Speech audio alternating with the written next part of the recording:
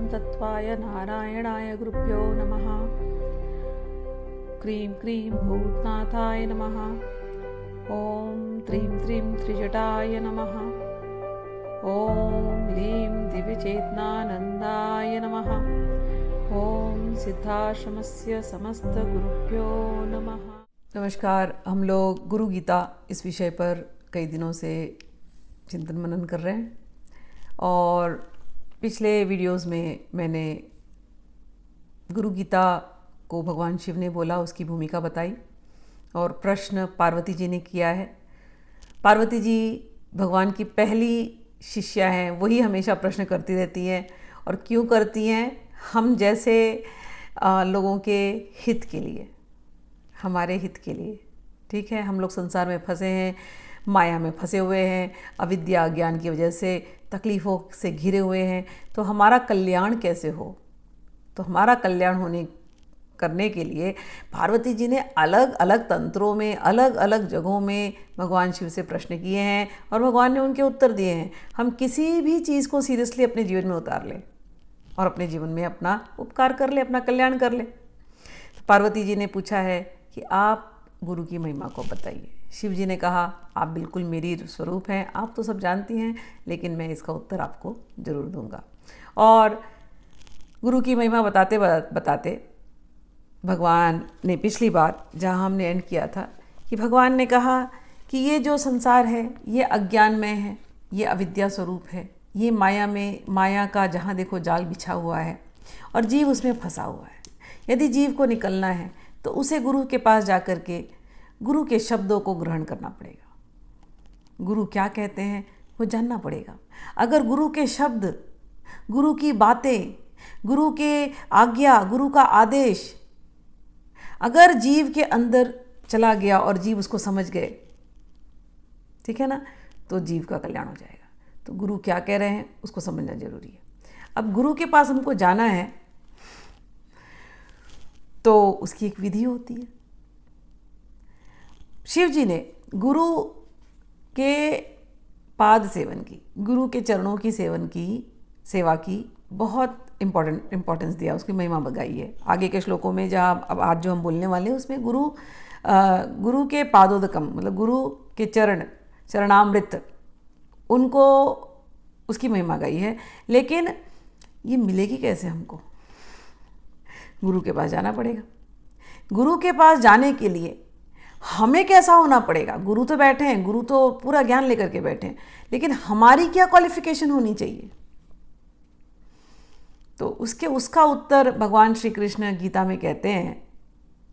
भगवान श्री कृष्ण गीता के 4 अध्याय में कहते हैं कि तद्विधि प्रणिपातेन परिप्रश्नेन सेवया उपदेक्ष्यन्ति ते ज्ञानम ज्ञानिनस्तत्वदर्शिनः। कि जब आप गुरु के पास जाएं, गुरु से प्रश्न करने की विधि होती है। आप पहले हम्बल हो जाएं, आप पहले विनम्र हो जाएं और उन्हें प्रणिपात करें, मतलब साष्टांग नमस्कार करें। साष्टांग नमस्कार करने का अर्थ होता है कि हे भगवान, हे गुरुदेव, हम आपके चरणों में अपने आप को इस शरीर से, इस मन से, अपनी आत्मा से, अपने हृदय से हम आपको समर्पित करते हैं। अपने आप को, हमारा अहंकार कुछ नहीं है, वो भी हमने साइड में रख दिया है। हम आपके चरणों में आए हैं और परिप्रश्नेन सेवया, उनकी सेवा करनी चाहिए। गुरुजन जो बोले, गुरुजन से उल्टे बात नहीं करना चाहिए कभी भी। बड़े रिस्पेक्टफुली, हम्बली उनकी सेवा करो, वो तुम पर प्रसन्न हो जाए और फिर आप अपने प्रश्नों को रखो विनम्रता के साथ, अहंकार के साथ नहीं। अपना ज्ञान दिखाने के लिए कि हम कितने ज्ञानी, कई बार ऐसे होते हैं लोग गुरुजन के पास जाते हैं और केवल अपना ज्ञान दिखाते हैं। बस हमने तो ये किया, हमने तो वो किया, हम तो ये जानते हैं, हम तो वो किए। वो गुरुजन से वो नहीं ले सकते। अगर जो अपना ही सुनाते रहेंगे वो गुरुजन से वो ज्ञान नहीं ले पाएंगे जो गूढ़ रहस्य है। गुरु के पास जाने के लिए अपने दिमाग को खाली करो, क्लीन स्लेट। जिस दिन आप क्लीन स्लेट बैठोगे गुरु के चरणों में, उस दिन गुरु आपके इस क्लीन स्लेट पे वो ज्ञान दे देंगे, केवल उतना सा ज्ञान जिससे आपका कल्याण हो जाए। ज्ञान तो बहुत है, ज्ञान तो सागर के जैसे है। ज्ञान को कोई कैसे पाए? वेदों में ज्ञान है, पुराणों में ज्ञान है, आगम निगम तंत्र खोलिए वो किताब, हर क्षण हर जगह पूरे विश्व में हर जगह ज्ञान है। कहाँ ज्ञान नहीं है? जहाँ नेत्र घुमाऊं वहाँ ज्ञान है। लेकिन उतना सारा ज्ञान लेकर के हमें क्या करना? हमें तो उतना ही ज्ञान चाहिए जिससे हमारा कल्याण हो जाए।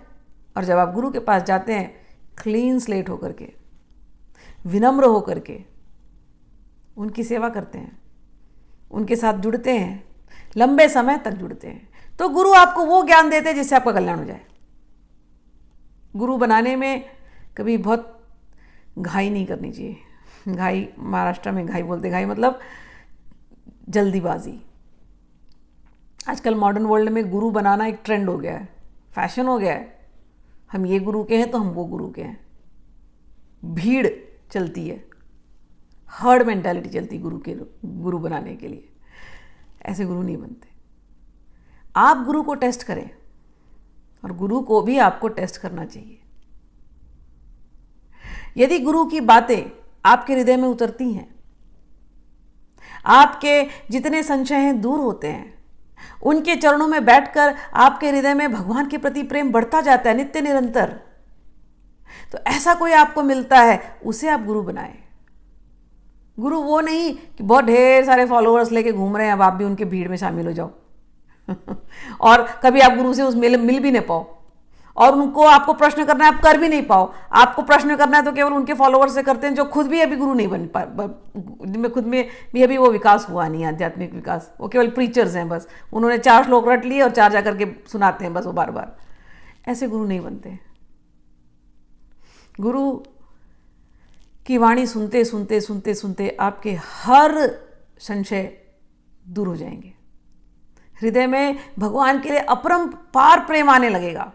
ऐसा कोई आपको यदि मिल गया तो उसको आप गुरु बना लेना, उसकी वाणी को अपने अंदर उतार लेना। अगर आप फिजिकली नहीं मिले तो भी कोई बात नहीं, उनकी वाणी से यदि भगवान के प्रति प्रेम होता है ना, तो उनकी वाणी को सुनना। वाणी ही गुरु है।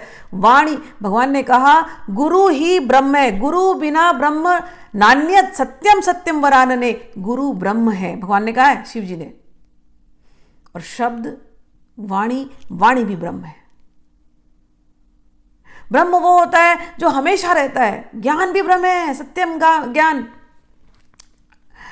अनंतम ब्रह्म। अरे ज्ञान भी ब्रह्म है। गुरु यानी ज्ञान, ये सब ब्रह्म है। नारद जी ने जो ज्ञान दिया, चाहे सुखदेव जी ने जो ज्ञान दिया, व्यासदेव जी ने जो ज्ञान दिया, है कोई उनका मठ मंदिर जो गए थे बनाने के लिए? जैसे आजकल के कलयुग में आप देखते हैं, कलयुग में केवल चंदा इकट्ठा करना है बस और भीड़ मचानी है। गुरु हुए नारद, सबके गुरु हुए नारद।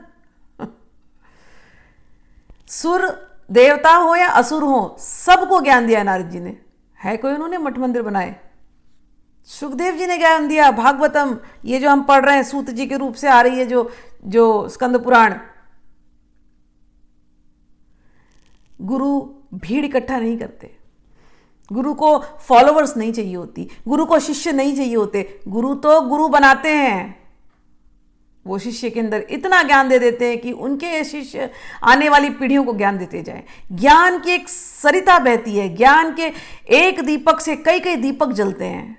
गुरु वो होते हैं। तो गुरु के पास लेकिन जाने के लिए आपका अपना एटीट्यूड क्या होना चाहिए? तद विधि प्रणिपातेन परिप्रश्नेन सेवया। उनके सामने आप सरेंडर हो जाइए, अहंकार शून्य हो जाइए, उनकी सेवा कीजिए और उनके सामने विनम्रतापूर्वक अपने प्रश्नों को रखिए। उपदेक्षन्ति ते ज्ञानम ज्ञानिनस् तत्वदर्शिनः। वो गुरु तत्वदर्शी होते हैं, उनको तत्व पता होता है, एसेंस पता होता है। तत्व पता होना यानी ये नहीं कि कितने श्लोक बाय हार्ट है, गीता पूरी कंठस्थ है कि नहीं।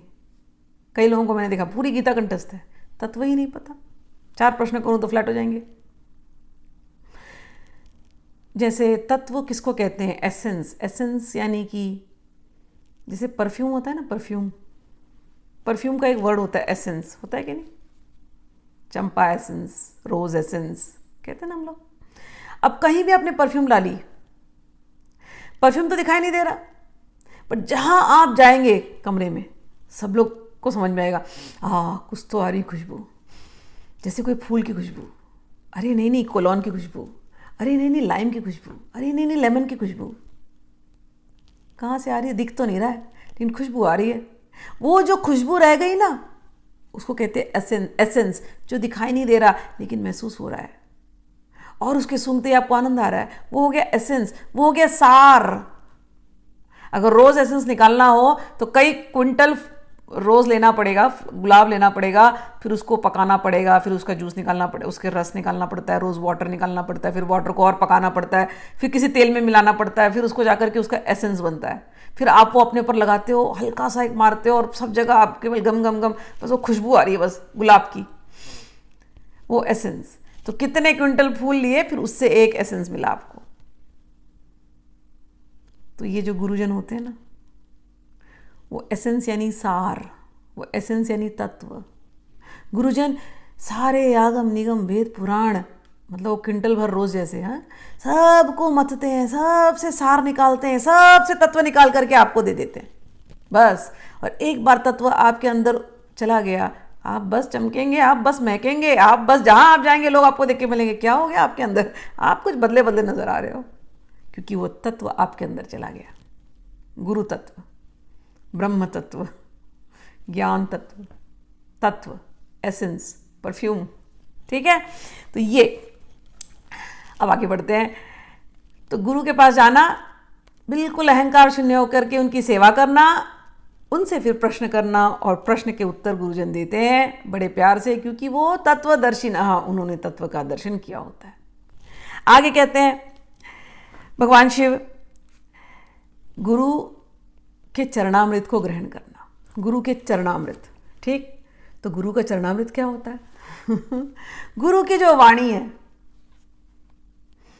वो बहती है, हमको मिलेगी कहाँ? वो बह तो रही है मुंह से, ज्ञान बह ही रहा है उनके तो हर गुरु के केवल मुंह से वाणी से केवल ज्ञान नहीं बहता, गुरु के आचरण में ज्ञान है, गुरु के प्रेजेंस में ज्ञान है। कोई व्यक्ति केवल गुरु के चरणों में बैठे और गुरु कुछ बोले नहीं ना, फिर भी ज्ञान मिल जाएगा उसको। गुरु केवल देख ले मात्र, नेत्रों से ज्ञान प्रकट हो जाए, गुरु केवल स्पर्श कर ले, गुरु की वाणी तो वाणी है ही। वाणी यानी ज्ञान, वाणी यानी ब्रह्म, जो कभी खत्म होने वाला नहीं। आज भी हम ये जो पढ़ रहे हैं, कई साल पहले लिखे हुए थे, ये वाणी है, यही ज्ञान है, यही गुरु है, यही शिव है। गुरु यानी मंगल, यही शिव है। तो गुरु चरणामृत मतलब कि गुरु का जो फॉर्म है, उस पूरे फॉर्म से ही ये ज्ञान बह रहा है।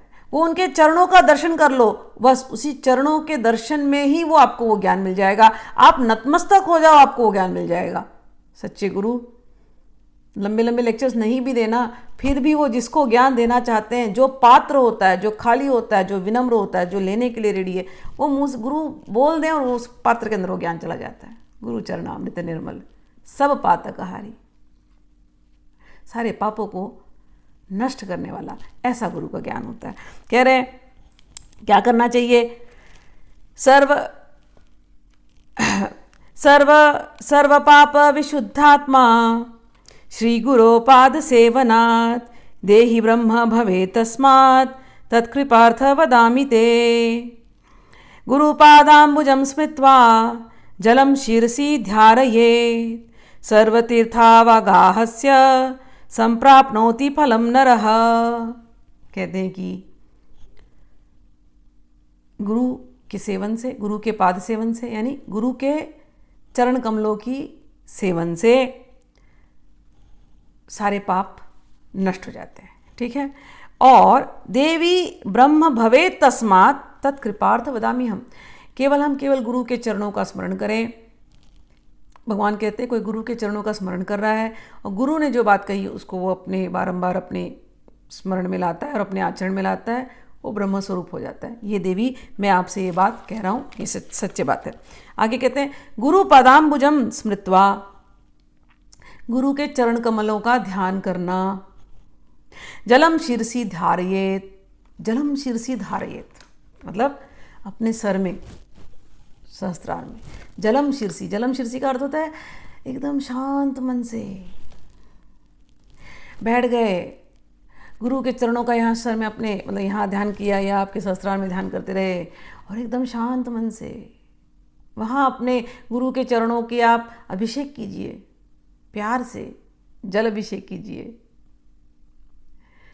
रेस्टलेस माइंड से गुरु को याद नहीं करना, बिल्कुल शांत मन से। लिखा है यहाँ पर, गुरु पादाम्बुजं स्मृत्वा, चरण कमल गुरु के याद कीजिए। जलम शिरसी धारयेत, सिर में उनका, सिर मतलब मन में सोच करके भावना में जल से अभिषेक कीजिए या ठंडे दिमाग से उनका स्मरण कीजिए। कहने का अर्थ है सर्वतीर्था वागाहस्य संप्राप्नोति फलम नर। अरे जब कोई ऐसा करता है, जहाँ बैठे अपने गुरु को याद करता है, उनके चरणों को याद करता है, कहते हैं अरे उसको कोई तीर्थ वो नहीं गया तो भी नहीं, कोई भी फर्क नहीं पड़ता, सारे तीर्थ वहीं आ जाते हैं जहाँ पर गुरु बैठे हैं। आपके गुरु आपके हृदय में प्रकट हो जाए, सारे तीर्थों का फल आपको मिल गया वहीं बैठे बैठे। व्यक्ति को सिंसियरली रोज ध्यान करना चाहिए और अपने गुरु को इस प्रकार से याद करना चाहिए। सारे तीर्थों का फल जो अपने गुरु को स्मरण करता है उसको मिल जाता है। आगे कहते हैं, शोषणम पाप पंकस्य दीपनम ज्ञान तेजसाम गुरोपादुदकम सम्यक संसाराणवतारकम। कहते हैं जितने पाप की राशि कोई यदि अपने गुरु को रोज नित्य अपने आज्ञा चक्र में या अपने शिर में स्मरण करता है, मतलब ध्यान करता है निर्मल चित्त से। जलम शिरसी धारियत का एक अर्थ ये भी होता है कि चित्त निर्मल हो आपका, साफ। जैसा जल होता है ना, अभी हमारा चित्त कैसा होता है, संसार के कचरे से भरा होता है, गंदा मैला, और हम उस गंदे संसारी मन से हम बैठ के गुरु को याद करते हैं। गुरु को भी याद करते तो केवल संसारी मन से, केवल गुरु से बस लिस्ट ऑफ आवर प्रॉब्लम्स देते रहते हैं। किसी ने बोल दिया अरे गुरु का चरण उसको जल से धोना है, अभिषेक करना है, और तो हम क्या करते हैं, हम उसको रिचुअल बना लेते हैं। फिर हम अपने दिमाग में याद करते हैं, फिर हम उसमें उनको जल चढ़ाते हैं, सब पंचामृत स्नान कराते हैं, फिर सब करने के बाद तुरंत हम उनको भगवान के हमें अपनी लिस्ट रख देते हैं। वो जलम धारियत का अर्थ नहीं होता। जलम धारियत का अर्थ होता है निर्मल चित्त, मन में कुछ है ही नहीं। हे गुरुदेव, हम आपसे प्रेम करते हैं। हे गुरुदेव, हमने अपने आप को आपके चरणों में डाल दिया है। हे गुरुदेव, हमें पुनः इस संसार के प्रॉब्लम से फंसना नहीं है। हे गुरुदेव, आप वो ज्ञान हमको दीजिए, बस आप वो प्रेम हमको दीजिए, आप अपनी कृपा हमको दीजिए। निर्मल चित्त से, निर्मल चित्त। संसारिक वस्तुएं मांगने के लिए गुरु के पास जाओगे तो वो ऐसा है ना, जैसे कोई कल्पवृक्ष के पास गया, कल्पवृक्ष आपको स्वर्ग तक का भोग देने में समर्थ है। और कोई कल्पवृक्ष के सामने जाए और बोले कल्पवृक्ष मुझे केवल भूख लगी है, कल एक मुट्ठी चना दे दो, अरे वो स्वर्ग दे सकता है तुमको कल्पवृक्ष, और तुम चना मांग रहे हो। गुरु तुमको इस संसार से मुक्त कर सकते हैं, तुम्हारे लाइफ लॉन्ग क्या जन्म जन्मांतर के कई जन्मों के प्रॉब्लम से तुमको मुक्त कर सकते हो। और तुम जाकर के उनके सामने छोटी छोटी चीज़ें रखते हो तो तुम्हारा मन पवित्र नहीं हो पाता। ऐसे मन से गुरु की पूजा करोगे तो गुरु पूरी तरह से जीवन में उतरेंगे नहीं, आपके हृदय में उतरेंगे नहीं, आपके मन में उतरेंगे नहीं। फिर कैसे आप वो प्रसाद पाओगे, गुरु का कृपा कैसे पाओगे? तो गुरु को स्मरण करके जलम शीर्षा धारियत का अर्थ यह है कि निर्मल चित्त, निर्मल मन, प्रेम से भरा, प्रेम वाला जल, प्रेमाश्रु से उनके चरणों की तुम अभिषेक करो, ऐसा। और कहते हैं कोई यदि ऐसे प्रेम से अपने गुरु को रोज स्मरण करता है, नित्य स्मरण करता है, शोषणम पाप पंकस्य, अरे उसके जीवन के जितने पाप हैं, वो पाप रूपी कीचड़ में फंसा हुआ है जीव, उसके पाप रूपी कीचड़ को गुरु निकाल देते हैं। और दीपनम ज्ञान तेजसा, उसके जीवन में जो अंधकार था, ज्ञान का अंधकार था, गुरु उसमें दीप जला देते हैं, ज्ञान का दीपक जला देते हैं। और गुरु ज्ञान का दीपक जलाते हैं, उसको पाप के कीचड़ से निकालते हैं। देखो कितने गुरु दयालु होते हैं।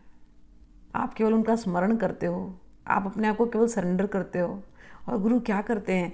कीचड़ में से निकाल देते हैं, पाप में संसार के कीचड़ से निकालते हैं, ज्ञान का दीपक जलाते हैं आपके हृदय के अंदर। और इस संसार, ये जो संसार रूपी समुद्र है, इस भवसागर से वो बोट बन जाते हैं, वो नाविक बन जाते हैं। वो आपको इस बोट में, अपने बोट में बिठाते हैं और अपने साथ इस संसार के भवसागर से निकाल देते हैं सदा सदा के लिए। इतनी गुरु कृपा करते हैं। आगे कहते हैं, अज्ञान मूल हरणम जन्म कर्म निवारणम ज्ञान वैराग्य सिद्ध्यर्थम गुरु पादोदकम पिबेत। अज्ञान को मूल से हर देने वाले हैं कौन? गुरु के पादोदक। अनेक जन्मों के आपके कर्म फल की जो राशि है, प्रारब्ध संचित क्रियमाण, ये सारे कर्म फल बन रहे हैं ना। ये जो अनेक जन्मों के जो कर्म फल की राशि है, उसको जला देते हैं, उसको निकाल देते हैं। और क्या करते हैं गुरुदेव? ज्ञान वैराग्य ये आपको देते हैं। आपको ज्ञान मिलने लगता है, आपके अंदर वैराग आने लगता है। और ऐसा ये करने के लिए क्या करना पड़ता है? कहते हैं, गुरु पादोदकम पिबेत। गुरु के चरणामृत को आप पियो। तो गुरु के चरणामृत को पीना। अगर आपको तो सच में कहीं गुरु मिल गए तो अच्छे गुरु मिले, उनके चरणामृत मिल गए तो बहुत बड़ी बात है। लेकिन अच्छे गुरु, सबके चरणा, मतलब पहले तो गुरु ढूंढना, गुरु मिलना बड़ी बात है। आज के कलयुग में गुरु मिलना बड़ी बात है। सच्चे गुरु मिलना तो बहुत ही बड़ी बात है। कह रहे हैं कि गुरु पादोदकम पिबेत। मेन चीज़ ये है कि गुरु के फॉर्म को याद करना। शिव जी को ही गुरु बना लो। गुरु के फॉर्म को याद करके अपने मन के अंदर उनको आप अभिषेक करो और उनके पादोदक, यानी उनका तो पूरा जो विग्रह है वो पूरा ज्ञानमय है। तो वो जो पूरा ज्ञान उनके चरणों से बह रहा है, बस उस ज्ञान गंगा को आप रोज सेवन करने की आदत डाल लो।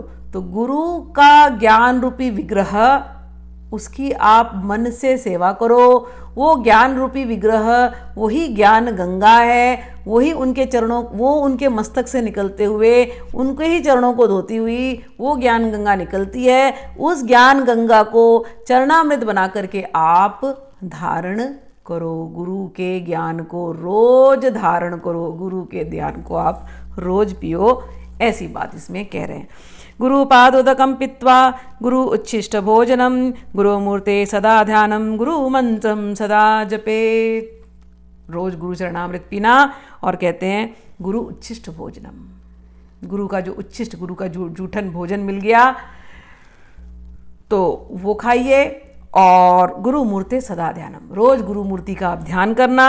और गुरु का मंत्र जो मिला है आपको वो हमेशा आप जपना। अच्छा, गुरु उच्छिष्ट भोजनम, गुरु उच्छिष्ट भोजनम यानी उच्छिष्ट किसको बोलते हैं? मुख से निकली हुई बात। मुख से हमने कुछ खाना खाया, उसको निकाल दिया, उसको जूठन बोलते हैं, उसको उच्छिष्ट बोलते हैं। और सारा का सारा ज्ञान, हमारे यहाँ कहते हैं व्यासोच्छिष्टम जगत सर्वम, सारा ज्ञान व्यास का उच्छिष्ट है, व्यासदेव का। व्यासदेव सबसे बड़े गुरु है, साक्षात श्री कृष्ण के स्वरूप। उन व्यासदेव का ज्ञान ये इन्हीं पुराणों में और भागवत में और भगवत गीता में, महाभारत में, सब जगह तो उन्हीं व्यासदेव का ज्ञान चल रहा है। तो गुरु उच्छिष्ट भोजनम का अर्थ है कि जो गुरु के मुंह से जो शब्द निकले हैं, गुरु ने किसका उच्छिष्ट खाया है? व्यासदेव का। और वो जो उच्छिष्ट निकला है उनके मुंह से, उस उच्छिष्ट का रोज सेवन करना, मतलब उनके दिए हुए ज्ञान का सेवन करना, अपने जीवन में उतारना, श्रवण करना, मनन करना, निधि ध्यासन करना। इसी को कहते हैं गुरु उच्छिष्ट भोजनम। चलिए आज के लिए यहाँ पर एंड करते हैं, बाकी की बातें नेक्स्ट वीडियो में। जय गुरु, जय शिव शंकर, जय श्री कृष्णा।